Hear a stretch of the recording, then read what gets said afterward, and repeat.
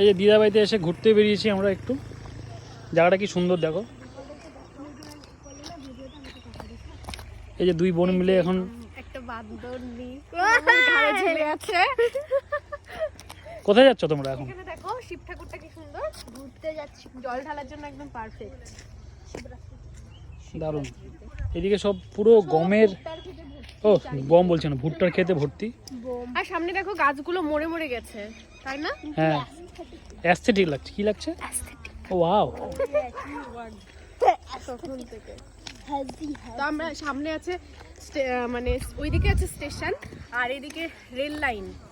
মানে খুব সুন্দর লাগে। আগে দিদাবাড়িতে আসলেই খালি ট্রেন দেখার জন্য একদম পাগল থাকতাম সবসময়। আর ট্রেন গেলে কি যে মজা লাগতো, মানে অনেক মেমোরি।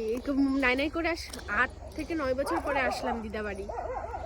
দারুণ দারুণ, বেশ ভালো লাগে এরকম জায়গা আসতে। সত্যি তাই। তোমার তো ফার্স্ট টাইম আসা।